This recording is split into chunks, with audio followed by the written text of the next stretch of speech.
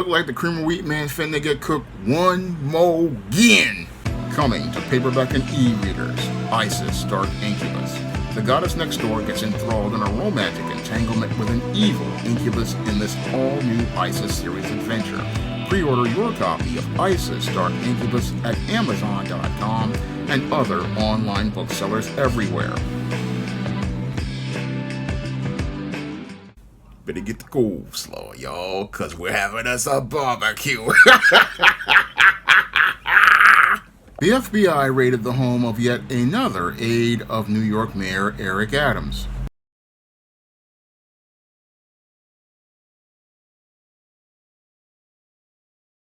Mayor Adams is on the defensive tonight. The FBI raided the homes of an aide who reportedly helped raise hundreds of thousands of dollars for the mayor's various political campaigns. The aide is the third Adams fundraiser targeted by the feds in two separate investigations. CBS 2 political reporter Marcia Kramer here with the story. Marcia?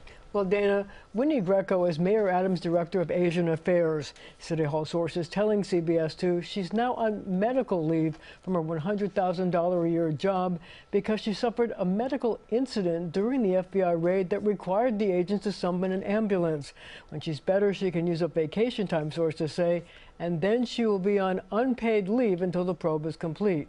Mayor Adams was asked if she'll get her job back. We're going to do an evaluation based on information that comes in. Mayor Adams is doing a round robin on morning TV with the sanitation commissioner to talk about plans to get garbage bags off the streets and into containers. But for many, the hot topic of the day were the FBI raids on the Bronx homes owned by his Director of Asian Affairs, Winnie Greco, and the New World Mall on Roosevelt Avenue in Queens, the scene of several fundraising events for Adams' 2021 mayoral campaign.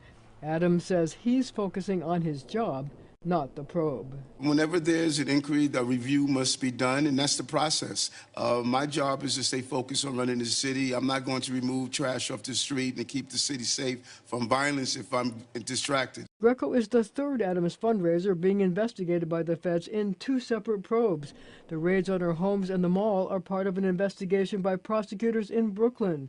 It occurred several months after the FBI, working with Manhattan prosecutors, raided the home of his chief fundraiser, Brianna Suggs, and a local Brooklyn business. It is reportedly focused on whether the mayor's 2021 campaign conspired with Turkish officials to receive illegal foreign campaign donations. The mayor has so far not been accused of any wrongdoing in either case. I am not worried. I know I've lived by one rule that I share with everyone. Follow the rules, follow the law. I did this my entire life as a law enforcement officer, and I'm going to continue to do that. City Hall sources say that several months ago, the mayor's office asked the Department of Investigation to probe Greco's actions. The DOI probe followed reports by the city news site that exposed reportedly questionable fundraising practices and allegations of unethical conduct. Let's let the review take its course, and we're going to do, as we always say, cooperate, and I tell everyone, follow the law. Well, Vito Pita, the mayor's campaign counsel, said it would be inappropriate to comment on an ongoing investigation, but he insisted that the campaign, quote, has always and will always follow the law. Dana? Marcia, thank you. Now, according to reports, the FBI raided two homes owned by Winnie Greco, New York Mayor Eric Adams' Director of Asian Affairs. And in addition to raiding the two homes owned by Winnie Greco, the Director of Asian Affairs, they also raided offices at the New World Mall in Queens, which had a food court and where Winnie Greco hosted fundraisers for New York Mayor Eric Adams during his 2021 mayoral campaign, where he raised tens of thousands of dollars for his campaign to become the next mayor of New York. Now, Winnie Greco is being investigated not only by the FBI, but also being investigated by New York City as related to allegations of participating in a straw donor campaign. And on hearing about this FBI raid of her two homes and the New World Mall, Winnie Greco had a episode which led to her having issues related to her health, and this episode as related to her health was the reason why, after going to the hospital, the Adams administration put her on sick leave And once her sick leave is over, if she doesn't have any unused vacation time, she was put on unpaid leave by the Adams administration. Now, this is the third person to be raided by the FBI and have FBI officials come into their home. The first was Breonna Suggs, who was Eric Adams' chief fundraiser, and the second was Rana Abasava, an aide to Eric Adams' International Affairs Office, and Eric Adams himself was confronted by members of the FBI who went and insisted on taking his cell phone and his iPad, and all of this is being done in connection with two alleged investigations for straw donor campaigns, which are a violation of federal campaign finance law, because in the case of a straw donor campaign, this is where an individual tries to go out here and create a list of straw donors to be able to get donations for a candidate that go beyond the legal limits for campaign finance. And this basically winds up violating federal campaign finance laws. And this is one of the investigations that is being done into Eric Adams. The second one is being done with a connection as related to another investigation as related to using political influence for the Turkish government. Now, as these investigations have been going on by the FBI, Eric Adams has been trying to downplay all of these investigations by saying that he wants to see how things work out, and also trying to say that he follows the law. However, what he doesn't see is that when it comes to the FBI, they are following behind him with a paper trail that they hope to light a fire to cook the cream of wheat man. And this whole situation is far more serious than he's trying to downplay. Now, when it comes to the FBI, basically, when they look at Eric Adams, they see a bootlick who they see is not only not as related to their investigation following the law, but also not following the unwritten social rules of white supremacy. And that was shown to all of those people back in 2021 when Eric Adams ironically tried to toe the party line by following the policies that were unilaterally established by Bill de Blasio, the former mayor, with his jab mandate that prevented 1 million New Yorkers from not working. Now, Eric Adams thought that he could create a covert contract with all of those politicians, like Kathy Hochul, the governor that they put in place, and Joe Biden, the president of the United States. He thought that by maintaining this policy, he would be able to gain favor and clout because he was basically caught up in his emotions about becoming the second black mayor of New York.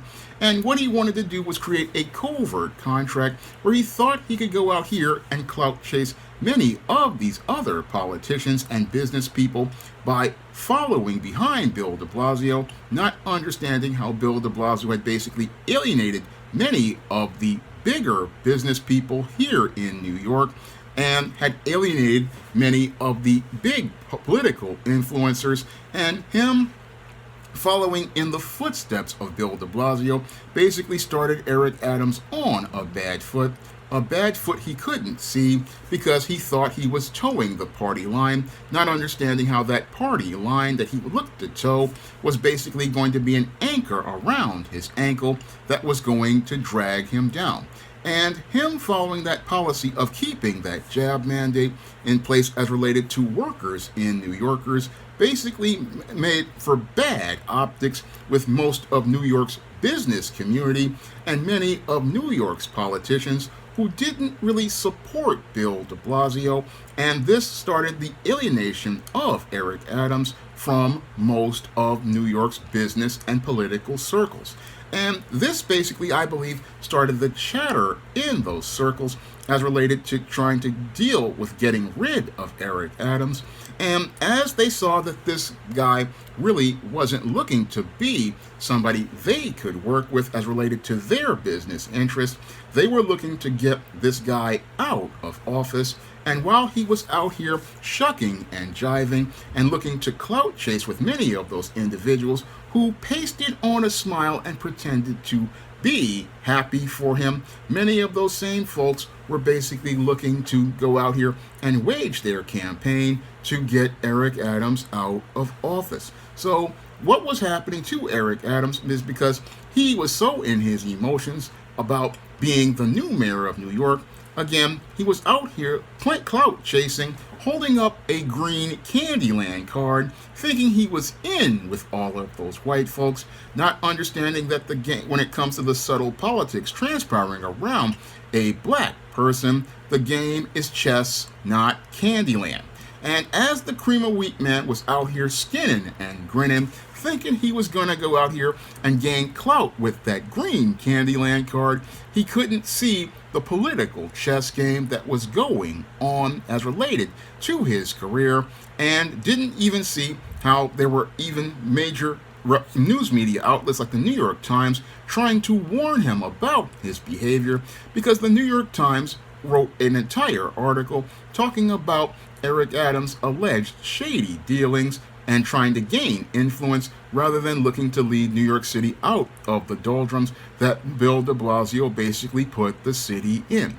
And with people in the business community and the larger political circles seeing that Eric Adams basically wasn't somebody that could be they could work with towards maintaining a quality of life for the city, this is where they started to, again, I believe, start the chess moves, because in the game of chess, you have to be 7 steps ahead of your opponent, and basically, Eric Adams started out 7 steps behind, and I would say 28 steps behind, because people already saw that they couldn't work with him because he was too busy clout chasing with his jab mandate to think about New York's economy and New York's business, following a mandate that the entire world had abandoned way even before 2021, and continued to maintain this mandate on New York's economy, putting a stranglehold on it to the point where by November of 2022, again, 2021, the economy was, again,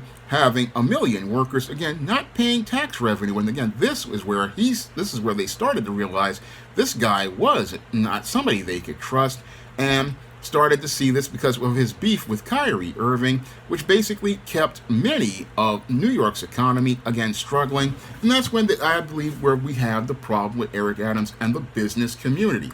Now, in addition to this, we had Eric Adams basically going out here and looking to, again, further try to gain clout by looking to virtue signal when Texas Governor Greg Abbott decided to send migrants up to New York, and instead of Eric Adams understanding how to deal with this situation by turning those buses back, because these migrants were basically under federal jurisdiction, Eric Adams ironically decided to follow the law established by Bill de Blasio as related to sanctuary city laws, again, hoping to clout chase and virtue signal, and hoping to clout chase and virtue signal by, again, towing the party line. Unfortunately, as the migrant crisis went on, he was the first to crack as related to the city being overwhelmed, and cracked because as the city's resources for homeless services got overwhelmed, he was the first to say that the migrant crisis would destroy New York City, and then blamed Joe Biden for the migrant crisis and demanded help from Joe Biden, who he hadn't spoken to in a year. And as his shuck and jive game started to fall apart, many started to see the weaknesses of Eric Adams, and as they saw his weakness as related to his political influence, this is where people started to push back. And as they started pushing back, this is where the chess game started to play. And the FBI began its investigation into Eric Adams, who says he follows the law, but as people are starting to do their investigations, they're possibly believing that he wasn't following the law and are looking to go out, and as they go after his associates, they're going primarily after the women who he went out here and recruited as related to his diversity and inclusion campaign, and looking to use that as a weakness, because for them, they see that Eric Adams doesn't understand one of the other unwritten rules of white supremacy: black people have no allies. And because he doesn't understand black people don't have allies, what he doesn't understand is that these raids are being designed to be part of that political chess game, and part of that political chess game is getting these women to crack, because when in the case of this Winnie woman, she's basically had a medical episode. This Winnie Greco, she had a medical episode which showed those agents weakness in her that they could use to possibly get her to possibly turn state's evidence, and basically looking to go after all of these women who Eric Adams is going out here putting on leave. And as these women are being left alone, they are basically in a place where they are being put in a place where the pressure is going to be on them to crack, because they're not going to want to go out here and wind up getting an indictment on them, and they're willing to, again, turn on him. So he doesn't see the political chess game because he doesn't understand the subtle politics transpiring around him. And because he doesn't understand the subtle politics transpiring around him, he can't see how he basically is on a road to being set up for failure, and set up for failure because the ultimate plan of white supremacy as related to Eric Adams is to go out here and allow him to become the second black mayor, but present him as the picture of incompetence and corruption to traumatize most New Yorkers so that they will never elect another black politician ever again. Again, this is what happened with David Dinkins, who was New York's first black mayor. What happened was white supremacy basically created a campaign to present David Dinkins as the face of incompetence, and he basically was the face of incompetence due to his disconnection from people and his indifference towards New Yorkers, because to David Dinkins, as long as black people were the only ones dying as related to the over 2,000 murders in the late 80s, early 90s crime wave due to the crack epidemic, he had no problem letting the city go out of control and turn this shit, all as long as it was black people killing black people, or non-black people killing black people. But it was only when Brian Watkins, the tourist from, I believe, Utah, wound up getting murdered by a mob of guys looking to get money to go to the Roseland Club that David Dinkins wanted to do something to help improve the quality of life of New Yorkers, but by that time it was too late, and his reputation had been tarnished as not being competent, and he wound up losing to Rudy Giuliani. And for the next 30 years, we didn't see a black mayor, and that's all due to the trauma that most New Yorkers encountered from electing a black mayor who really didn't care to go back to the black community and help black people during situations like Crown Heights or the Korean boycott by black people of a store after black people were harassed in a store. I mean, David Dinkins did nothing for black people the same way Eric Adams does nothing for black people, because Eric Adams basically is looking to clout chase to gain favor like George Jefferson did with Mr. Whitendale on the Jeffersons, thinking he can shuck and jive his way into a higher political position with either New York State with Kathy Hochul or with Joe Biden and the Biden administration. Unfortunately, all of those dreams are about to be shattered by white supremacy, because Eric Adams basically violated one of the unwritten social rules of white supremacy, and that is thinking that he could be just like white people and do the same things that white people do. Not understanding in the system of white supremacy, a black person cannot go out here looking to think that they've got the same influence and power that a white person does. No, a black person, you have to understand, everything is, you're going to be watched and scrutinized.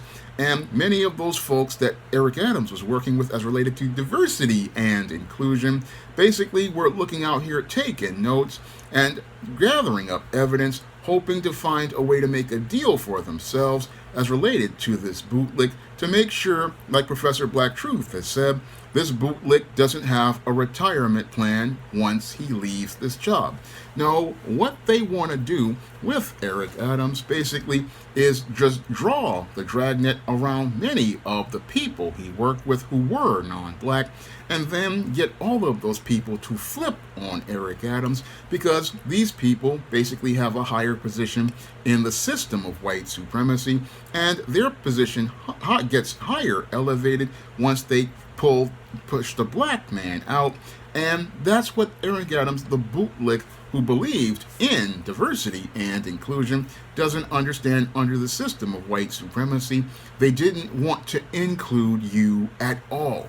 No, they didn't want to include you at all, but they put you there in an empty symbolic position. And as Eric Adams was in that empty symbolic position, he did everything to turn against black people and did nothing for black people, because a million of those New Yorkers, a majority of them were black, who didn't want to take that shot because they understood what happened with the Tuskegee experiments as related to the history of evil that has been done. And many of those black people Eric Adams didn't want to do anything for as related to giving us tangibles, because he's put migrants above many of the black New Yorkers who make up a majority of the homeless population. He has basically abandoned those black people and left them in the streets while making migrants priority, and did this only again because he had a covert contract with Joe Biden, hoping that Joe Biden would see all of the good work he did as a good slave. But Joe Biden didn't care about Eric Adams, and because he spoke against them, some are speculating that this is the reason why these investigations are being done. But this is all was gonna, I believe, be done because these business interests don't see Eric Adams as an asset. No, they just see him as a bootlick that they can't trust, and they see him as a bootlick they can't trust, ironically because he toed their party line, but did not follow the unwritten social rules of white supremacy, which is if you are in a position of power like this, you don't go your own way. And he did that with the jab mandate and keeping it in place. And that basically is leading, I believe, to all of what's going on with Eric Adams, which I predicted way back when he did keep those policies in place. I said way back then that the cream of wheat man was about to get cooked. And now what's looking like's happening is that they're looking to turn up the fire on that cream of wheat man and start the cooking process. But sadly, Eric Adams, like a frog in a pot of water, can't see that he's basically being in this pot about to be cooked, and can't see that he's basically in white supremacy's recipe of disaster as the main ingredient. And because he can't see that he is the main ingredient in their recipe for disaster, which is designed, again, to challenge black competence and black excellence, because the main reason why white supremacy goes out here and gets guys like Eric Adams is because they have a long time theory. And that theory that they want to keep being proven is that whenever you give a black person power, that black person is going to fail in that position. And what they want to do is, again, passively say, oh, we elected a black person, but aggressively they want to see him fail, and they put all the elements in place to watch that black person fail, and then go after this black person winds up in a situation where they basically run a municipality into the ground, either through their incompetence or corruption. What they want to do after that person either winds up getting indicted on federal charges or winds up being fired from their job for in the next election is go out and say, this is why we don't hire a black person for political office, because black people are completely incompetent. But the whole game is rigged by white supremacy, because there are competent black people out here, but the white supremacist doesn't want to bring those competent black people in. No, what they want to do is find a guy like Eric Adams who they can get 28 steps ahead in a political chess game, and once they get ahead of that individual, what they do is set a course of moves where they look to checkmate that individual. And checkmate that individual because they are ignorant about the subtle politics transpiring around them and can't see past their emotions as related to all of the clout that they think they're going to get, when in actuality they're going to get nothing at all but publicly humiliated. And it goes back to another Professor Black Truth talking point where he says that white supremacy plays the long joke, and they play the long joke on black bootlicks like Eric Adams. They play the long game on these bootlicks by basically making them believe that they have a shot, when in actually they had no shot at all, because they were the punchline of a cruel joke. And the cruel joke is to say that black people aren't competent or capable of doing these kind of jobs. And the whole point is to make the point that black people are not intelligent enough to be in political office or have the competence or critical thinking skills to be in these political offices. That is the ultimate goal that is being done as related to putting guys like Eric Adams in place.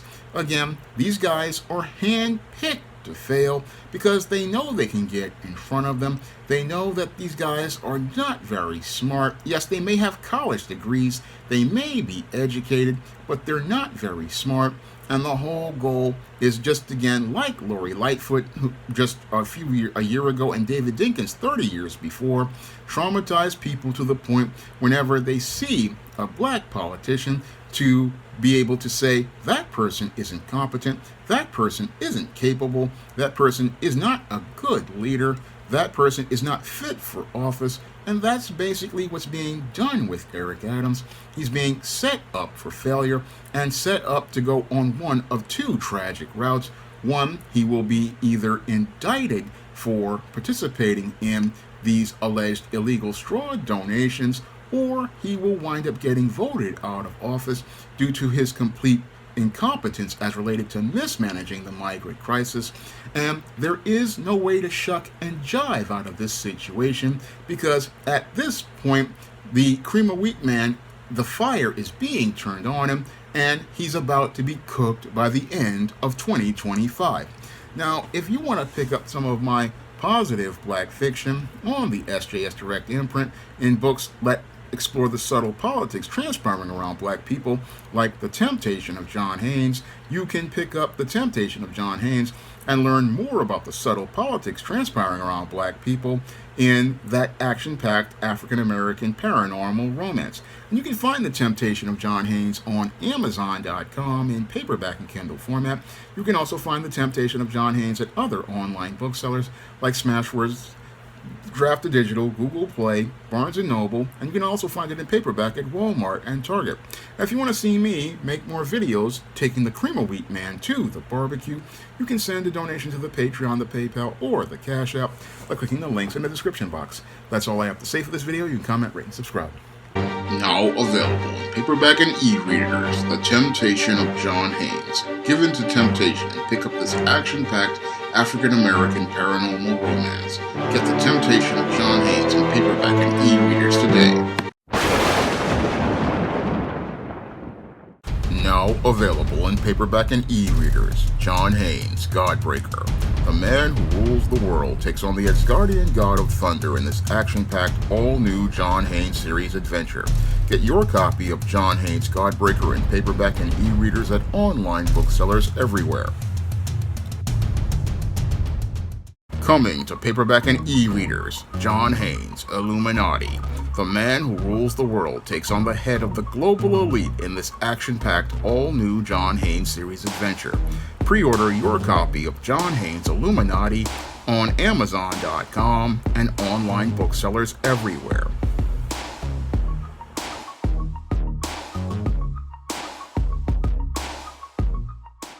Support Black-owned and Black-operated digital broadcast media. www.niceradionetwork.com.